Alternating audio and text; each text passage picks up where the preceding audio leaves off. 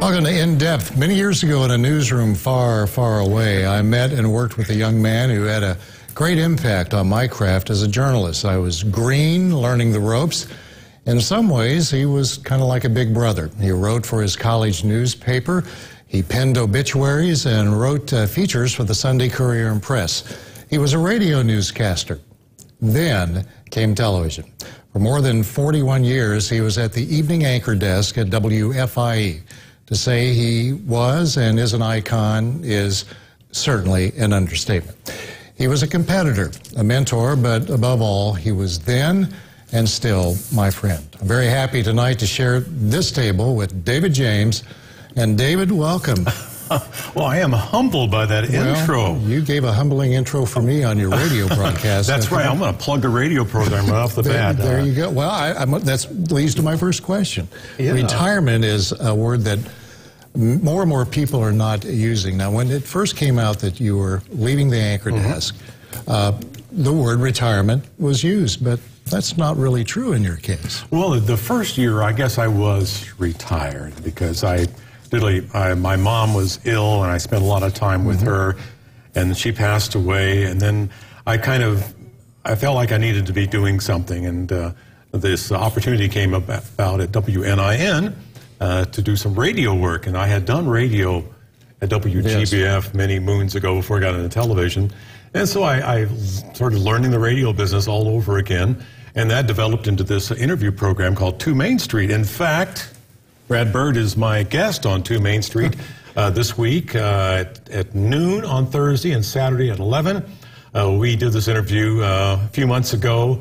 Gets great reviews, so it's getting a rerun this week, Brad, and I hope people tune in and listen to that. And there were a lot of stories that we shared. I had a blast doing that. It was fun. David. It was fun, and it was fun way back when. I got into Evansville around 1975. You were the anchor at FIE, and I was brought in as their weekend anchor. But in my early 20s, I was in my mid-20s. Well, it was fun. I wasn't the old man of the newsroom. No.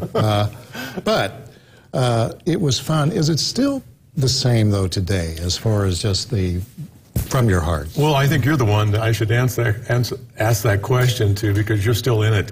I mean, in my latter years in the business, it had changed. Of course, when we started out, it was just a few stations and a small group of journalists, and we were all basically doing the same things, covering the same stories. Characters like Marcia Yockey? Yeah, we had a small group there, and we all got along and everything. It was more of a kind of a fraternity or sorority of people.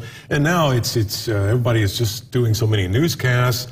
They're stretched thin. There's not much time for socializing among competitors. Yeah, and the early days, you always stress the importance of writing. Now, that's a simple concept, but getting it right. Well, yeah, I think that's the bottom line. I mean, if we're not credible, then what are we doing? We're just throwing out words. I mean, it has to be right, it has to be factual, and it has to be grammatically correct. I stress that a lot with reporters, and we work together on their scripts and put together a good product. I would get phone calls from former English teachers if things were not properly presented. Yeah. So I feel like they were scrutinizing my newscast, which was always good.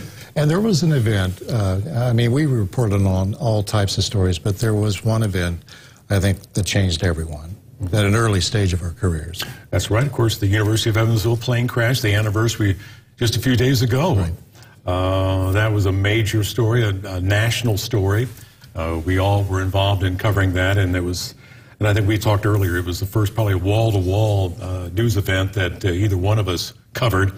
Of course, it affected everyone in the tri-state area, and it was a story that went on, had legs. The investigation, the funerals, the aftermath of the crash. And you're a UE grad, so it hit close to home for everyone. It sure did. It really did hit close to home for you. So many people affected by it, and I mean, it still lingers today. There's that fountain on the campus too.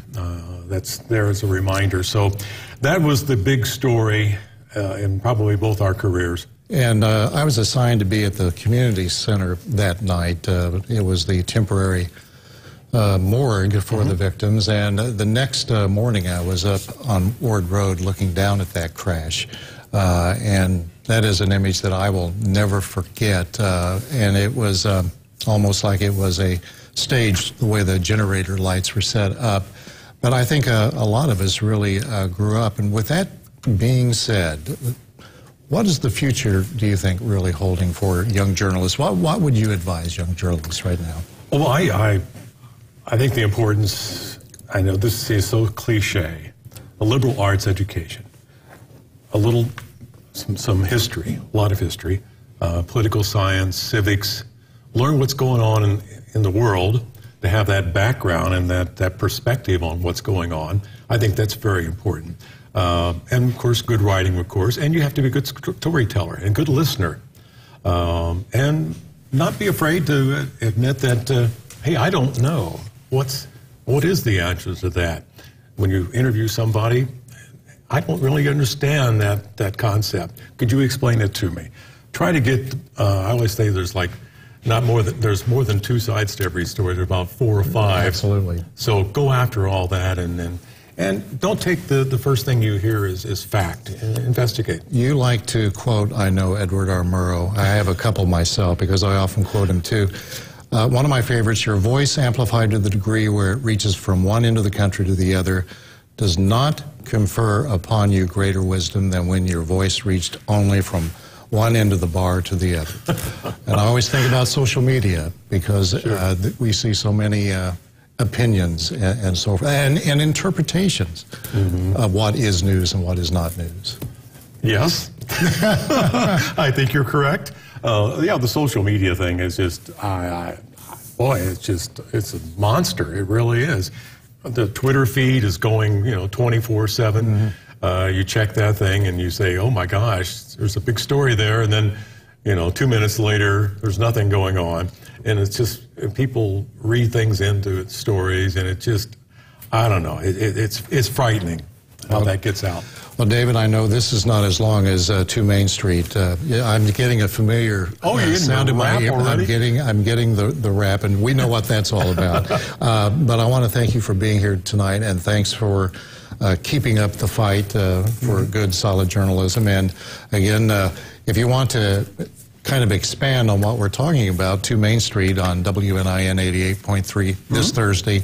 That's at right. 12 noon. So. That's right. Well, happy holidays to you. Happy holidays to everybody, you, and all your viewers, Brad. We appreciate that. And David, thank you so much for coming out. All right.